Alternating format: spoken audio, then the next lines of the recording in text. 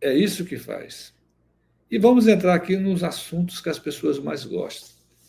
É quando a gente fala do governador do Acre, Gladson de Lima Cameli. Ô Dancinha, ô Dancinha, nós entramos em um mês decisivo para ele e, consequentemente, para a política acreana.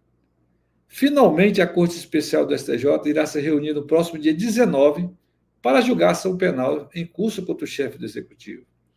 Eu entrei no site do STJ, vi a pauta de julgamento e lá, vou pedir para o Adaildo colocar aqui, inclusive, lá está bem claro a prioridade que eles estão dando para esse julgamento.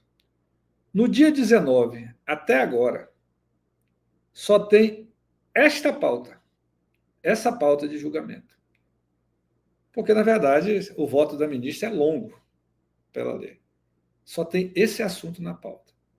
A turma do governo anda espalhando por aí que um dos ministros já foi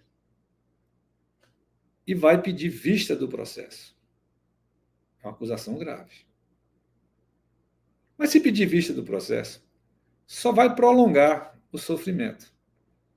Porque certamente a ministra relatora, Nancy Andrighi, vai ler o seu voto. O ministro revisor, João Otávio Noronha, também vai se manifestar. Ela dando voto, a gente já sabe o que vai vir depois. O Gladson Cameli, eu nunca me canso de falar que as pessoas não sabem, é réu por 6 crimes, gente.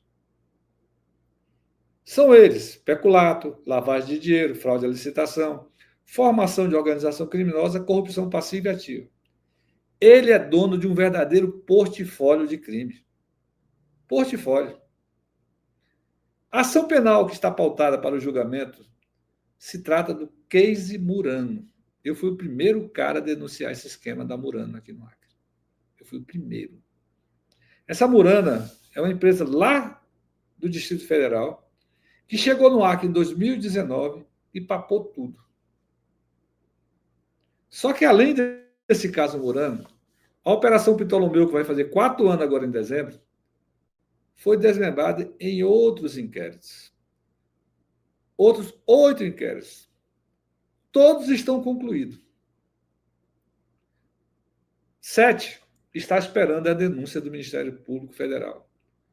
Um outro inquérito, que é o case Colorado, que envolve até o pai do governador e os irmãos, já foi denunciado ao STJ.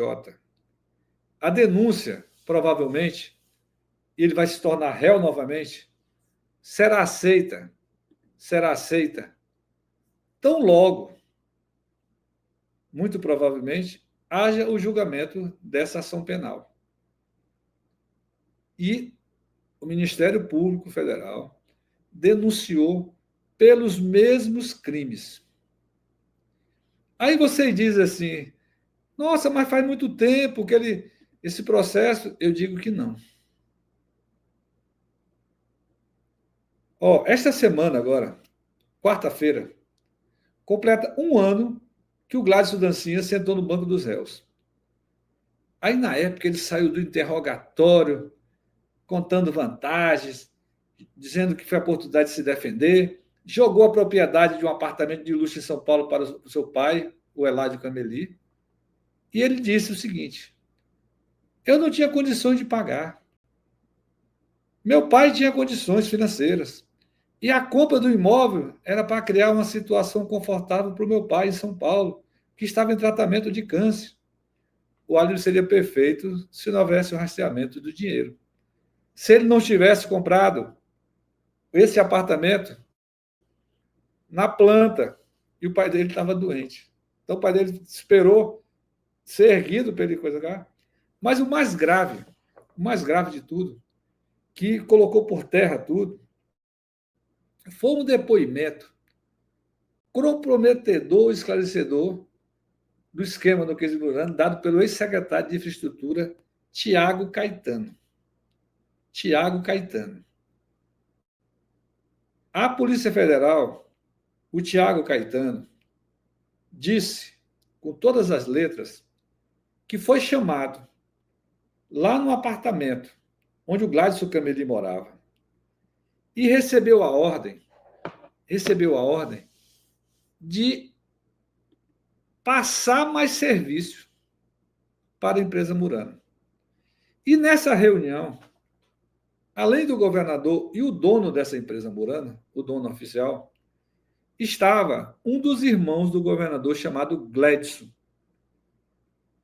que na avaliação do ex-secretário, parecia ele ser o dono da Murano. Está lá no processo. Está lá no inquérito. E está na ação penal. Então, a situação do governador, ela não é complicada não, meus amigos e minhas amigas. Ela é complicadíssima. Complicadíssima. Por isso que eles andam espalhando por aí que algum ministro vai pedir vista. Mas se pedir vista, são 3 meses. O julgamento vai voltar. Vamos esperar o voto da ministra Nancy Andrighi. Esse sim é um voto que vale a pena. Tomar